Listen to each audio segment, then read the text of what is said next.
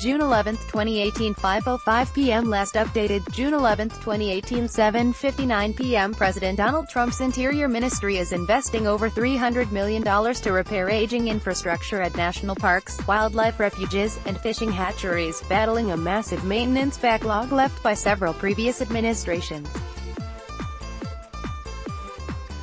The president is a builder, he loves to build and he loves our national parks, so it is a natural fit that the administration is dedicating so much attention to rebuilding our aging parks infrastructure. Interior Secretary Ryan Zinke said in a June 6 release announcing some $250 million for the National Park Service, followed by a similar announcement of $50 million for the Fish and Wildlife Service the next day.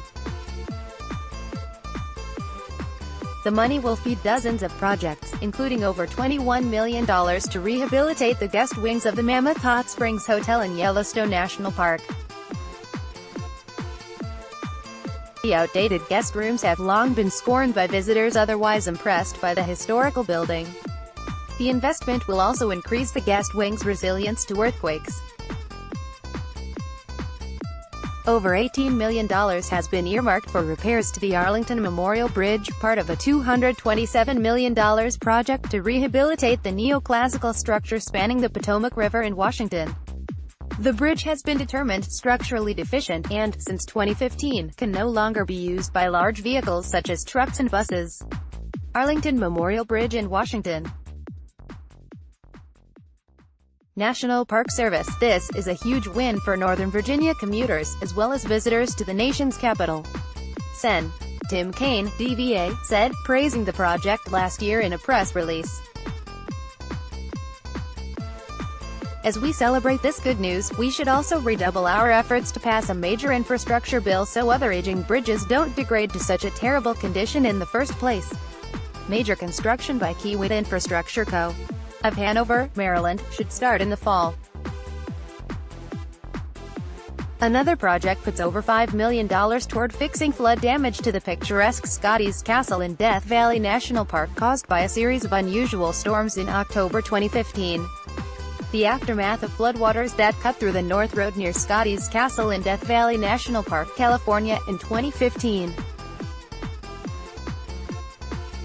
National Park Service. Trump proposed increasing the Park Service's construction budget and cutting appropriations to other parts of the agency, especially its central, regional, and local offices. That would have saved over $180 million in the 2018 budget, compared to last year's. Congress, instead, increased the agency's budget by almost $200 million to a total of more than $3.6 billion. For 2019, Trump proposed $33 million more for construction investments and large cuts in other areas, including over $210 million in administrative and operation savings. But again, Congress canceled those out with the Bipartisan Budget Act of 2018. The only cuts that survived are some $200 million in grants for conservation, innovation, and historical preservation. Another $42 million will be saved by stopping federal buyouts of public land within park boundaries. About 2.6 million of the 84 million acres of national parks are privately owned.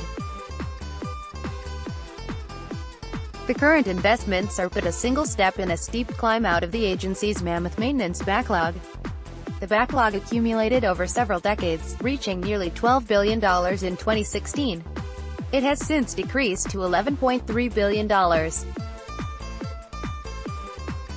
Earlier this year, an observation deck overlooking Lake Michigan at the Indiana Dunes National Lakeshore crumbled and fell to the ground after years of erosion. Showers, campgrounds, and lodges at Everglades National Park in Florida remain broken more than a decade after being destroyed during a hurricane.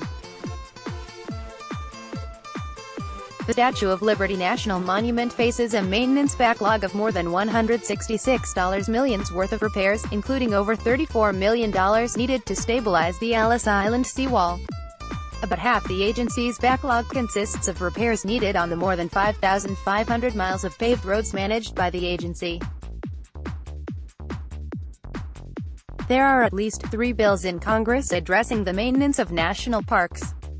The most ambitious one, supported by Zinke, is the bipartisan National Park Restoration Act sponsored by Senators Lamar Alexander, R10, and Angus King, I Maine, and Representatives Mike Simpson, R Idaho, and Kurt Schrader, D Or. The act would redirect some miscellaneous revenue from oil, gas, coal, or alternative energy development on federal land and water toward the Park Service's maintenance backlog. The government charges companies for energy developments on federal land.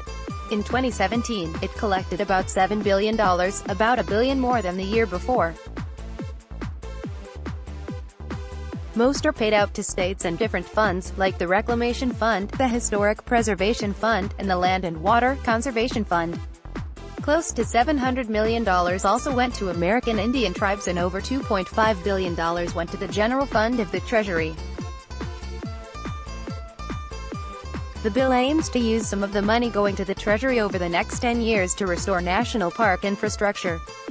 The lawmakers expect the scheme to give the Park Service up to $18 billion, but the amount will depend on how much development energy companies will want to do and how much development the government will allow.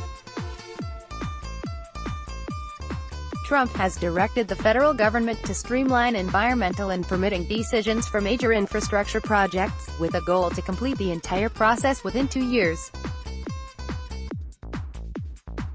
Zinke lauded the bill as the largest investment in national parks in our nation's history, in a March 7 release. Infrastructure is an investment, not merely an expense.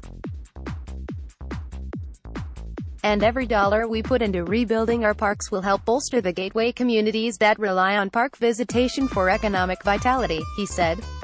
Since the early days of my confirmation, I've been talking with members of the House and Senate about how we can use energy revenue to rebuild and revitalize our parks and communities. The bill was referred to the Committee on Energy and Natural Resources in March but has not progressed since. The Park Service manages 417 sites, which were visited by 330 million people last year. Watch next. President Trump says, change must come from within for peace in Middle East. Share tweet sharing